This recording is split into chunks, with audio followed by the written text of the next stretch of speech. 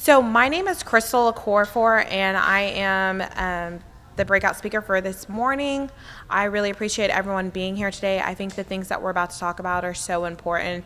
For me, I am a mother of two small children, and so the crime rate, as my oldest just started kindergarten, I am extremely concerned about all the crime and the things that are happening in the school districts and doing our part.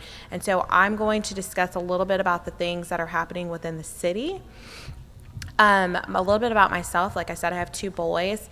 I am not originally from Texas, but I got here, kind of quickly. My dad was in the military, and so we traveled quite a bit, but every now and then that real deep South accent comes out, and so just you guys will giggle because it gets really, really dramatic, I feel.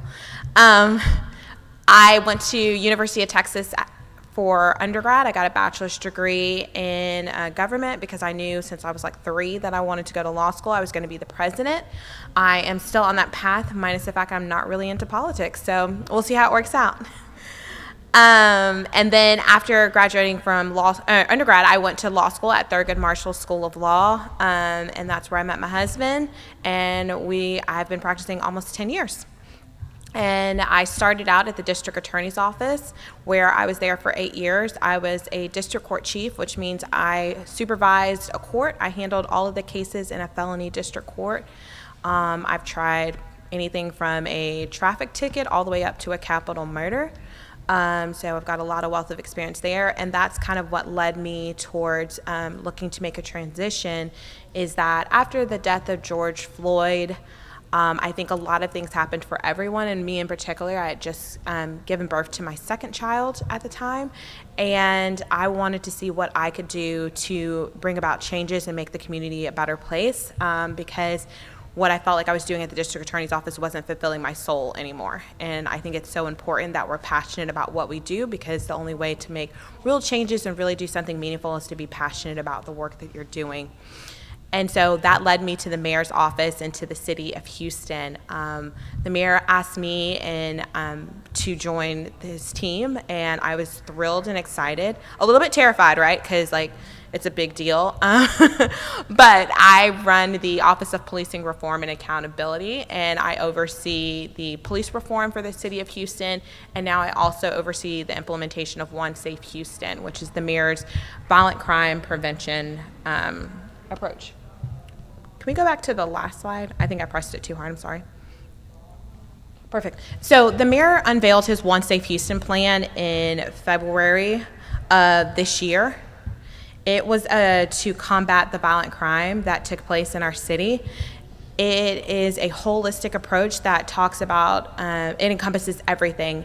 It is entirely about making the community safer and not just the people of Houston, because we know that within COVID, we've seen violent crime. It's not anything new. Violent crime has changed, and it's gotten increased and become extremely more violent. And so we figured out, what can we do to change this? Because at the time we were looking at it, everyone's talking about how Houston's crime was higher than everyone else's, and we were the new murder capital, and that's just not something you want to be known for. And so the mayor came up with this approach. The approach has 4 key components and areas of focus, and it's violent reduction and crime prevention, and then that is where you would typically think about the police department and things like that, doing things within the police department. And then there are the crisis intervention response recovery, and that's where you'll see a lot of issues with domestic violence and mental health initiatives. And then you'll see the key community partnerships. So those are things where you're talking about with our community leaders, like curbing violence and faith-based interactions and things like that. And then our youth group opportunities, because the youth are so important. The youth age 16 to 24 are really what's driving up our violent crime. And so there's a big push to really focus on that group. Initially, when the mayor unveiled the plan, it was for $44 million. And after that, we saw the success of it, and so we've increased funding to almost $55 million now. You'll see that the funding increases in patrol enhancements. That patrol enhancements is where you'll see the overtime officers. You'll see that the increased funding for the Houston Forensic Science Center to talk about the backlog. Sorry. Then there's also, and that part of it is only about 30% of the budget is going towards the violent crime. You'll see the majority of the budget is over there in the crisis intervention, recovery, and response portion. And so Cure Violence is $3 million, and that is with the Houston Health Department. The Community Reentry Program, the Mental Health Division is taking up approximately $23 million of the budget, and that's where you'll see the most funding going towards. Up next, you'll see these are some of the key programs that we've initiated through the violent crime. And so up first, you'll see that the 125 overtime officers, those officers are going to different areas of patrol. They're looking at where the crime is highest, and then they go to that area. They are doing patrolling, they're doing investigations, they're doing their detectives on the scene so that somebody is able to come out sooner. And in those first 4 to 5 months of doing this, they've instituted 866 felony arrests. They have recovered over 686 guns, and they've also recovered 460 automobiles, and those are just from those overtime officers. And that is as of August 1st of this year. Another key aspect of the Mayor's One Safe Houston plan is the mental health crisis intervention teams. And so there are 2 different teams, and those teams are that's what $23 million went towards. And that $23 million is so that we can have them around the clock. We've seen so much success with these programs that they're working a lot around the clock now. And so the first team is the MCOT teams, and that is the Mobile Crisis Outreach Team. Those are where it's just a mental health clinician going out. There's no law enforcement involvement at all. And so if you call the police and someone's having a episode and you need some help, but it's not necessarily you want the police out there because they're not a harm to themselves, but it's just a mental health situation, that is when the MCOT teams are coming out. As of this year in the first quarter, they have come out to over 1,000 calls where HPD hasn't had to come out to. So that means that HPD is able to go out to the scenes of where your robberies are happening and murders and thefts and things like that, instead of dealing with a mental health episode. Because like the speaker before me was talking about, we're asking our police to do so much more than what they're trained to do. And so having the mental health professionals out there is giving them the tools so that the person that needs to be there can be there, instead of us just calling the police for everyone. And so that's being routed through 911, and then they bring out the mental health professionals. The other team we have are the CERT teams, and so that's the Crisis Intervention Response Team, and that is where a specialized officer is trained with a mental health clinician, and they come out to scenes together where maybe somebody might have a weapon or something like that, and it's not safe enough where we can just send out a mental health professional, but you can send out the 2 of them together so they can work together to get the person the resources that they need. And of the almost 600 calls the CERT teams have responded to this year, there's only been 1 arrest. Because what their goal is not to arrest anyone, because it's not a crime situation, it is to make sure that they get the mental health resources that they need. Because we need to push the resources where they need to be, and mental health is so important. Another key initiative is the CORE, which is tablets. And so that started out with the Sheriff's Office, and all of these are in collaboration with the Harris County Health Center. Director Young is amazing. He's been doing phenomenal work there, and I am just so supportive of all of the work that they do there. The CORE is where say an officer's on a scene, and while they're there, they're like, hey, this isn't something where it's a criminal-ish situation. This is somebody's having an episode. So they can use the tablet, and it's like a telehealth. So they can use the tablets and reach out to a medical professional to discuss what's going on, and they can get the resources that they need. And it's not like once this is over and the scene is over that we just leave that person. The Harris County Health Department takes over, and they give them lots of additional resources. They give them tools, and they help the families if there's needed, because it's not just here you are, let me help you in this one day. It's got to be a complete, program. And so that's been really successful, and a lot of Director Wayne was telling me that they are using this training model to go around the country, because other people are so excited about the results that we're seeing here in Houston with the mental health teams. And I had the opportunity to go to the training recently for the mental health professionals that go out to these scenes. And the techniques and skill sets that they are learning is so important. And I think that it should be something that we all kind of look into, because for me, they taught me about how to handle a situation. Are you escalating or de-escalating a situation? Are the comments you're making, here to help? Or is it something that I felt like I needed to say? And so for me, I'm a much better arguer with my husband now. I'm really winning. So I I thank them for that.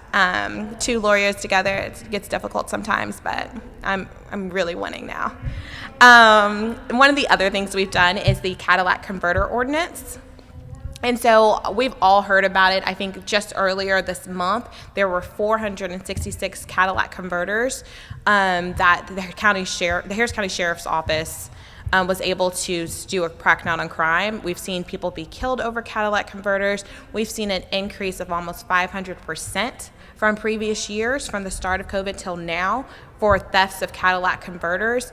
And this is a really important situation because there's so much money in it.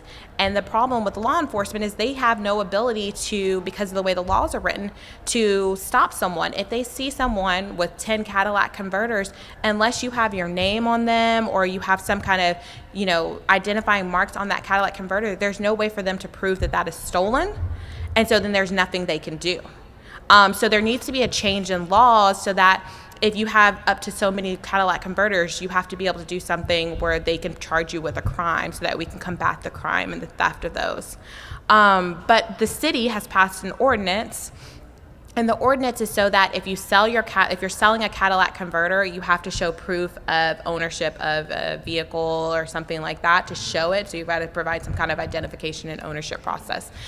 This is hopefully going to help combat it, but it's only here in the city, and so we really need state legislation to change it. The mayor did speak to the Texas Senate on this, along with Chief Fenner and Commissioner Ellis, and I believe also Commissioner Garcia.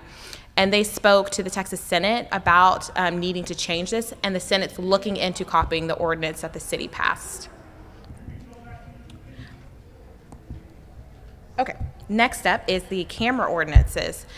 Last year alone, there were over 10,000 crimes that took place at sexual-oriented businesses, gaming organizations, bars, nightclubs, and things of that nature. And so the camera ordinance was passed by City Council, and it makes it so that those businesses have to have an outward-facing camera that's recording. And so if there's a situation that takes place outside of that business, then they have to provide it to the Houston Police Department within 72 hours of a request, and it has to be recording for 30 days. And so that is hopefully going to help with the law enforcement to be able to crack down on crime, because that's where a lot of our crime was taking place. And so when we have increased technology, then we can find those people that are responsible for the crimes and hopefully also deter crime. As you see with things that happen at the Galleria and more well-lit areas, they're able to find those criminals a lot faster because of the enhanced technology there. And so there's a big push for that. Another thing that was part of the One Safe Houston plan is HHD's Community Reentry Program. HHD is the Houston Health Department. Their Community Reentry Program has a better recidivism rate than any other program. It is a program for people that have been incarcerated, and when they get out, it is a full wraparound system for them. I attended the graduation for that program earlier this year also, and to see the changes that these people talked about, it was really inspiring for me personally, just to see that although you made a mistake and you've done your time for that, you now are able to be a responsible member of the society and really help our community. And so the push is to increase that. So originally it was only taking 500 individuals a year, but now they've increased it with additional funding up to 750 so that we can have more people go through the program to get those services that they desperately need. Also, we are hiring additional park rangers. So we're in the process of hiring 15 more park rangers to patrol the parks so that we can take that burden off of the police department, just so that we can put them back on the streets.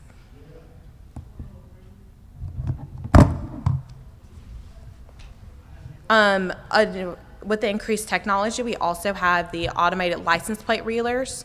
We have approximately 500 of the, or 750 currently in the Houston area, and we're in the process of purchasing more.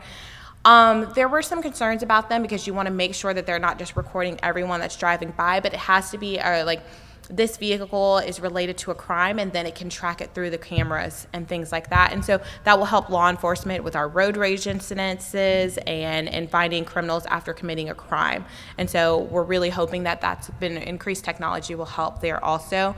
There will be more cameras being purchased in the next couple of months and hopefully rolled out soon. Along with the increased technology is the spot shotter.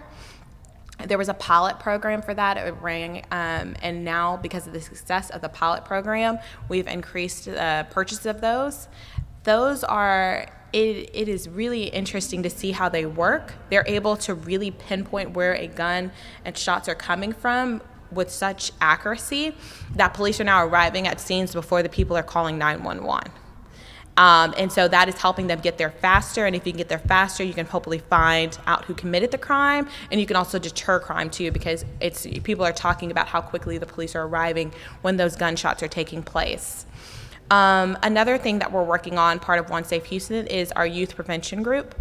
As I mentioned, the youth prevention, that set of people aged 16 to 24 are really pushing up the violent crime here in the city of Houston or around the nation. And so we've been working together to combat that. We've got the Mayor's Office of Gang Prevention. We've got the Gang Prevention Unit at HPD. We've got the Police Academy. And so some of these programs are geared toward individuals that are part of, doing great, and some of them are geared towards individuals that might be struggling or having some issues going on. And so it's full wraparound services there too. We've got the basketball programs where the youth, there's a soccer league, and so we're really trying to increase our presence there to do more so that we can really help those individuals so that they don't make mistakes that cost them their lives. All of these, along with the gun buyback. We had our first gun buyback on July 30th of this year.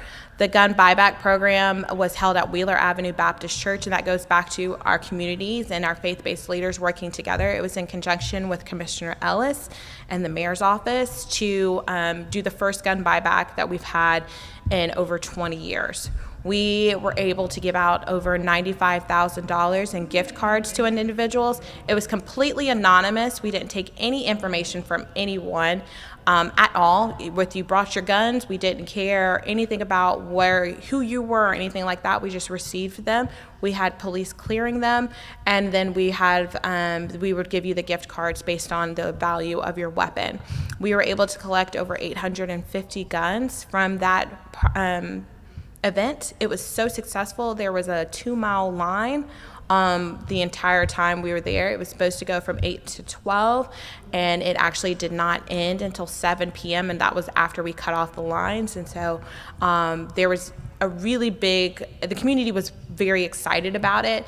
And, we talked to the people that had been in line since 9 a.m. because the last car we serviced said he got in line at 9 a.m. And I was like, wow, you waited all of this time. And they just wanted to do their part. There's not a lot of opportunities for the community to get involved, to do their part to really help the community. And they felt that this was part of one of the things that they could be a part of to really help combat violent crime, because there's over 4,000 weapons were reported stolen out of vehicles last year by the Houston Police Department. And so when you are able to get rid of those guns and things like that in a safe manner, it's really an exciting opportunity. And so as the mayor mentioned earlier this morning, we will be having another one in the next couple of months in the A-Leaf area, and we'll be pushing that out once we have the finalized details. Also, those weapons that we recovered, they are going to be tested. So they were ran originally to see if the serial numbers, if they've been stolen or anything like that. If they've been stolen, then we're going to return them to the rightful owner once we are able to. But they're also being tested to make sure that they have not been used in any crimes or anything like that. HPD was handling it, so if they were to be associated with a crime, we have a chain of custody, so those weapons could be used in the prosecution of the case. If it's determined to have been used that way. Since the program started in February of this year, we've seen a big decrease in a lot of our violent crime numbers, and that's why the increased funding happened from 44 million to almost 55 million at this point.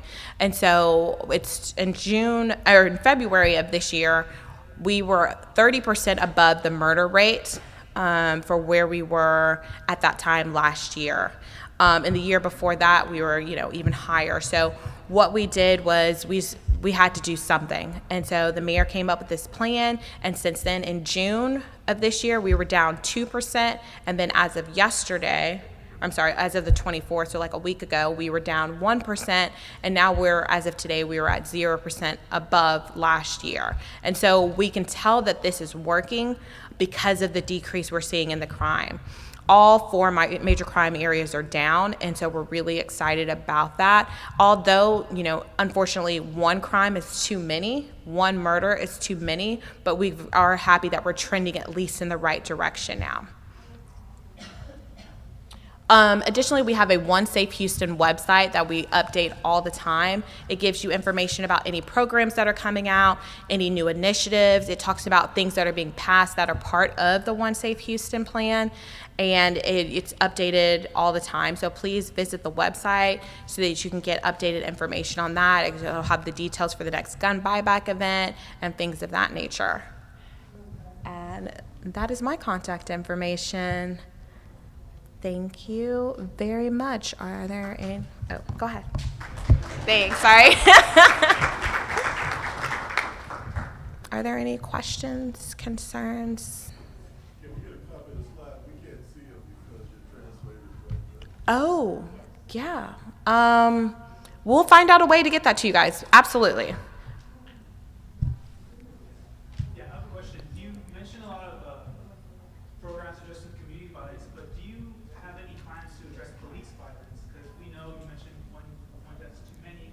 We know that often police are murdering community members, particularly black and brown people, especially during traffic stops. Is there anything that you're looking to do to address that, or anything that One Houston or One Safe, One Safe Houston is actually doing to hold police accountable when they are conducting misconduct like this? Absolutely. So my other part of my job is overseeing the police department. And so I oversee the Independent Police Oversight Board. That is a board of community members that they review all the internal affairs investigations done by the police department where there is serious bodily injury, officer-involved shooting, in custody death, or a use of force allegation. And so that independent board reviews the cases and they decide if they agree with the disciplinary action or not. And then that goes all the way up through to Chief Fenner, depending on what they see. Also, through my office, we can do an independent investigation into any critical incident that involving the Houston Police Department. We also sit on the panel chairs. They sit on the disciplinary committee for the police department. And so they see every case in which an officer is disciplined. We do policy recommendations and things like that, but we're definitely looking into it. And I think another thing that has kind of helped is that the Houston Police Department with the body-worn cameras, they released the body-worn camera footage within 30 days of a critical incident where an officer is involved shooting. And so that you can see it. I think that being able to see what took place really helps eliminate some of the misuse of facts or, kind of confusion there. And so we look into all of those in my office and review every internal affairs complaint. Oh, we also have the Police Transparency Hub. That is on that bottom website, that HoustonPoliceTransparency.org. That website shows you, traffic stops for the police departments. It shows their disciplinary action. It shows the racial makeup of the police department. It shows a lot of different information. It's updated on the 2nd of every month, and that information comes directly from the police department. Okay. Yes, ma'am, in the back, and then I see you right here. Thank you so much for the work that you're doing. Thank you. I really appreciate it, Crystal. I just wanted to say, when you said that the review was 30 days, is there any way that they could potentially shorten that? I think that's one question. And then the second question is, I'm originally from New York, right? Okay. And I think one of the pieces that we implemented in New York was the Brown Beret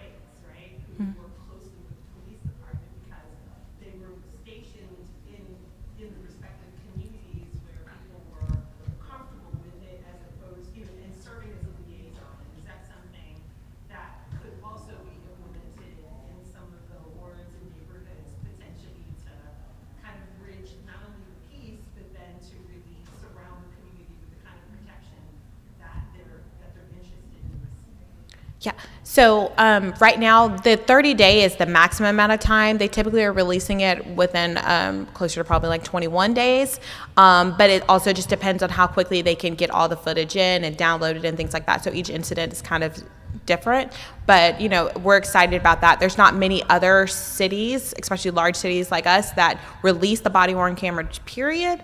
So it's definitely a step in the right direction. But, you know, with everything, there's always room for improvement. And then additionally, there are a lot of, we don't necessarily have the Brown Berets here, but we do have communities and civilians that are working with the police department. So one of the things that we're working on is the credible messengers. And so that is where it's going to be individuals in the community and certain, it'll be piloted programs initially, but it'll be people in the community working together to kind of see what's going on and combat the crime in collaboration. You know, they'll be able to talk with the police department and things like that. Yes, sir. I'm going to address the elephant in the room. Racist police force. I noticed in the first couple of slides you talked about hotspots. I've been tracking hotspots for crime in general in the Houston area, and there's a big delineation between crime and violent crime. I think less than 20% of all arrests are violent crimes, 80% are non-violent crimes. Right. My first question is, how exactly are you identifying these zip codes or hotspots? Because it seems to me that a lot of areas in Houston are over-policed, right? Like the gentleman talked about, 18% of Houston is African-American population, but we are 63% of the arrests in Right. Houston. So that's a big disparity. Can you address for me and everyone here, how are you identifying what is called a hotspot? Because it seems like you're just targeting areas that have historically been left behind and have been under-resourced and over-policed. Because I haven't been able to get from HPD, how are you targeting hotspots? The mayor addressed two incidents that happened in Houston that couldn't be predicted, right? The incident with the fire and the gunman were shooting residents, and the road rage incident. If those are two highlights of the mayor that were highlighted today, how then can you say as a department, we're focusing on Sunnyside, we're focusing on Fifth Ward, when crime is happening everywhere? Okay. One, I don't work for the police department, so how they determine the hotspots and stuff like that, I work closely with them in some aspects, but I don't determine their hotspots.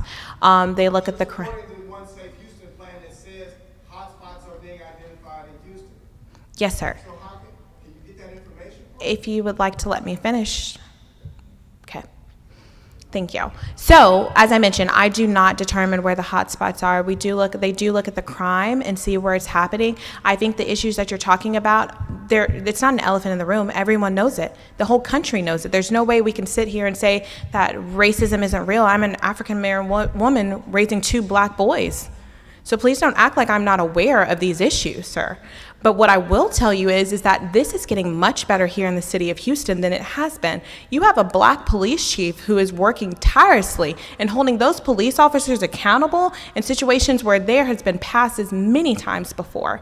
So I think we need to applaud the changes that we see, but don't get discouraged because nothing is happening, but see that we are making big positive changes here and we are looking. And so if you would like to get my information, we can talk endlessly about how we can really make changes, because I agree you can't disagree that there's racism, there are racial profiling. That is with anything and everything.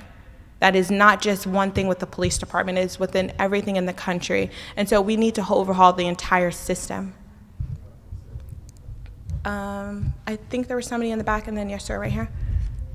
Hi, my name is Delvin Ross. I'm one part of that reentry team that you mentioned earlier, and Lee, and you are the other outreach specialists. We go into the community weekly, and what I want to know is I want to bring you back to these groups that you're dispatching for non-criminal activities. I want to know how the communities, especially in these hotspots, like he's saying, or these zip code, high-risk community areas, I want to know how the information being given to them, so they'll know. We be out there, maybe we can help put that information out there, because if you're going to take out a call 911, and 911 know that it's not a criminal, so they're going to send out another team.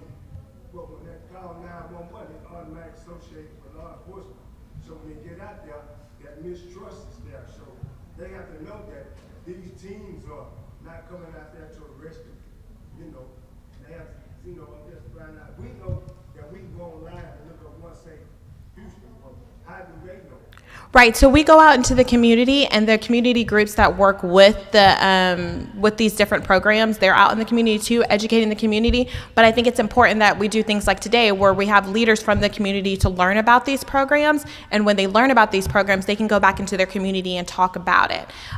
So I would love to give you more information and put you in contact with some of the mental health professionals, so that you can, when you're out there in the community talking, you can tell them about how this is happening and how to reach out to them.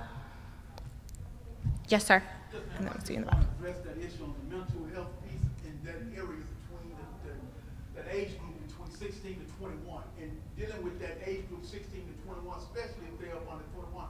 I have quite a few mothers that's trying to raise these young boys with severe mental health problems, and due to them being underage, mothers locked in their room can't come home because they're threatened by these young people. But when they call people in the mental health field to work with that population of 16 up under 21, they can't get no help unless they commit a crime, they say. So mothers are coming home being forced to live in their room because their children, they haven't admitted to killing them because their children are threatened. Will that mental health piece work with parents and families on dealing with young people in that age bracket? Absolutely. The Harris Health Center with Director Wayne Young, they do a lot with the demographics. I've toured their facilities, and the programs they have, the resources that they have out there are not just for anyone associated with a crime. They have resources available there, and so I can get that information to you so that we can get those to those individuals. Additionally, I think it's important that we are adding resources there, but we need to add additional funding, and there's only so much that we can do until we get, there needs to be increased legislation, there needs to be increased in the schools, where the counselors, where all the things. So there's so many things that we need to do. This is just part of what we're trying to do and the success we're seeing. Yes, ma'am, in the back, and then I see you over here. Oh, I see you too, sorry. Yes, you guys, I am a part of the holistic assistant response team that just launched. That's all a part of the mental health side. So I just wanted to address it because we're only in a little district right now. It's a pilot program. It is a public health initiative. So I just want to speak on, I'm the assistant director for the program. So I just want to let you all know that kind of what Crystal is saying, it's a start. It's like actually hearing people and actually making the changes in the community. Because with the HEART program, we actually respond to 911 calls. 911, they pick up the phone, they call the cop, and we look at this call and we're like, they don't need a cop. They probably just won't understand this one. Right. So let's just go see them. So we pull up in a big purple warning looking car. We tell them, hey, and we literally give them resources. So to address your concern as well, with our side, we actually have a case management team. So we do not let clients go. These clients actually become our clients for long term until their goals and their needs are met. We even conduct needs assessments on scene and things like this. I was listening to all y'all questions, and I'm like, it all sounds the same because the community that I'm currently serving, I'm from there. I was raised there. Right. So I definitely just wanted to say thank you so much, Crystal. I know for a fact that with the pilot programs, it does take time for us to actually see the changes in the community, but I want you all to know, without me even crying, because I literally see it every time I serve our community, and especially our people, the Black people. So I just want everybody to know in the room that we are trying to address it. I know it's coming, but we're trying to address it, and with Crystal them and the public health initiatives and things like that, they are literally making a big difference that you all will see very soon. Thank you. In the back? Yep. Hi. I wanted to say that I know about our piece, but I wanted to ask you, how many, is it just Harris County that you all are working with in the mental health space? And two, are you all mapping the resources for folks that you identify when you go out into the community, right? Are you mapping the resources that you potentially use in order to take them to the next phase, to Right, so everything is being tracked. We're definitely looking at everything because it's data driven, and that's how we'll be able to increase funding and increase the presence of these activities and programs and things like that. So we have to keep those stats on absolutely everything. The Harris Health is the main component that we work with because they encompass the entire county.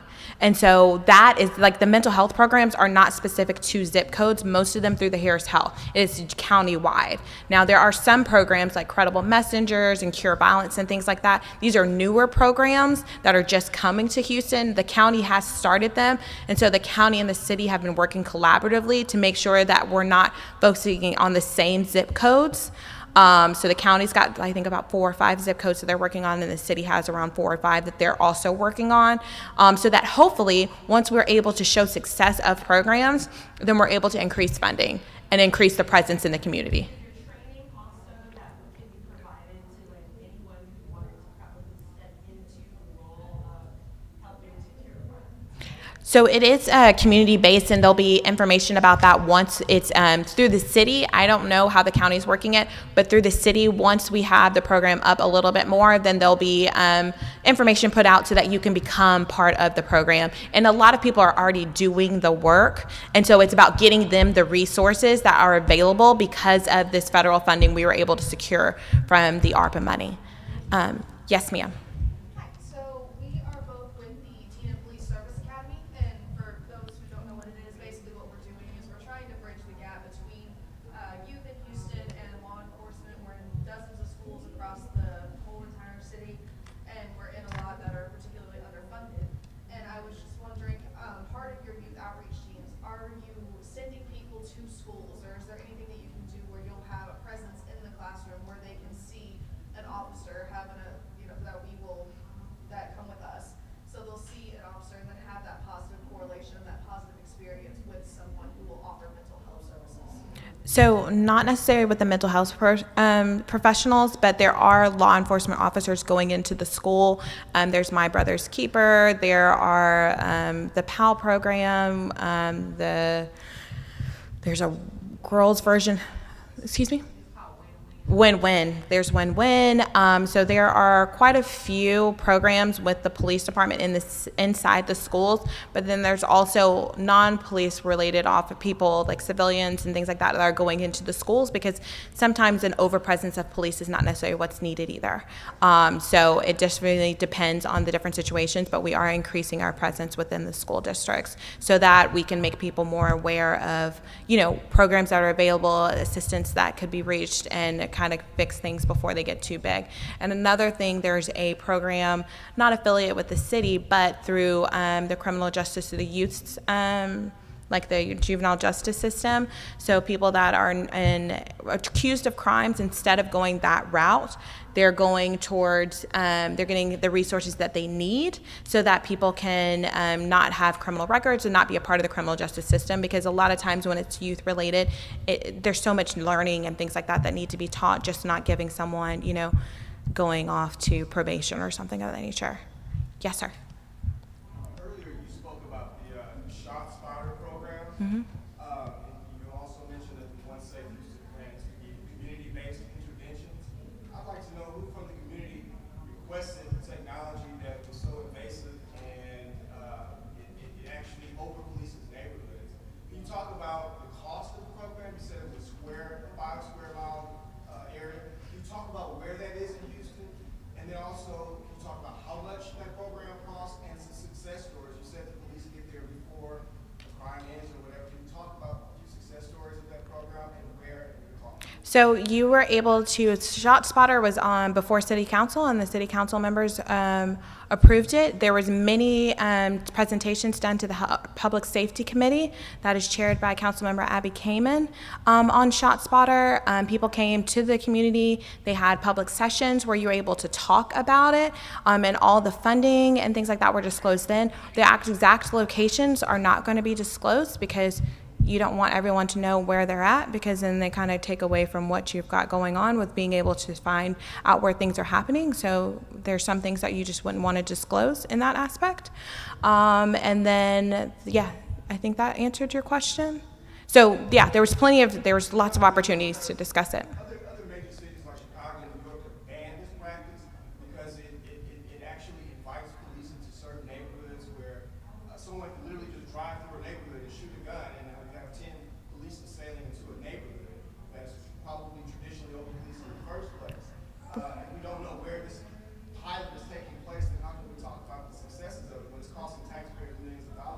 It's through the ARPA funding. It's how we were actually able to pay for it. So it's the American Rescue Fund right now.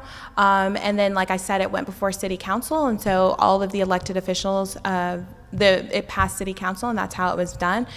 So you can get more information on that, and I would definitely encourage you to listen out to those meetings and things like that so that you can hear and be a part of those discussions if you have an issue with it. Additionally, you talk about New York and Chicago. They also have 4 to 5 times the amount of police that we have here in Houston. So you have, and smaller square footage. So there are certain things that you can't compare. Yes, sir. Yes, well, other cities have, like Philadelphia and Ramsey County have taken initiatives to address racial profiling, especially during traffic stops. Mm-hmm. Even Nevada or Virginia have passed state laws ending minor traffic fines and fees, stuff like busted tail lights, stuff like that, where predominantly black and brown people are stopped. Is that something that Houston or yourself would want to recommend for One Houston to address the racial profiling issue in Houston? Because we do see through the data that's publicly provided that black and brown people are oftentimes over searched, arrested, and oftentimes jailed because of such minor things.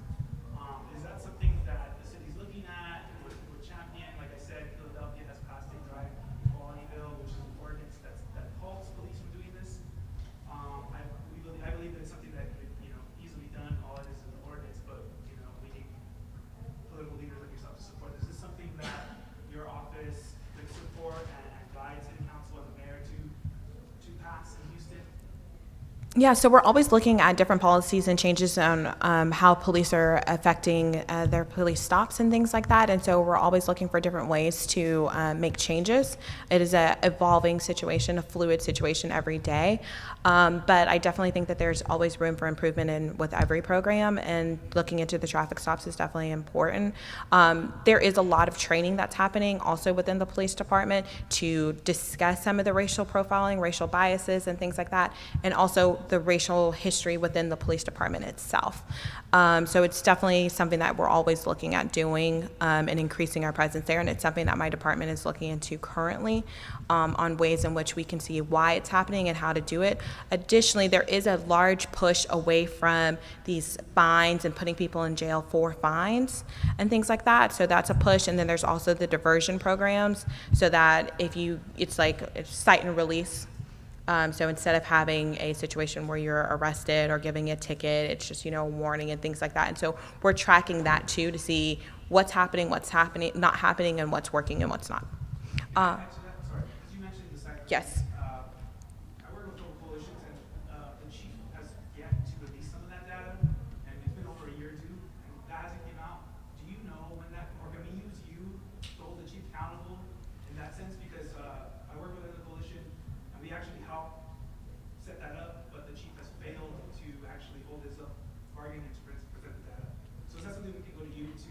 So the cite and release data is on the Police Transparency Hub. So the specifics that you're asking for, if you'd like to have a conversation separately, so that I can figure out what it is exactly you're asking about. But the information that I have, and it's updated on the 2nd of the month as far as cite and release. Now, some things that are part of a diversion program aren't listed as cite and release, like marijuana, for example. Marijuana is not listed as a cite and release because it's part of a diversion program through the district attorney's office, so that's not going to show up on your data. So I think I was supposed to end about 5 minutes ago.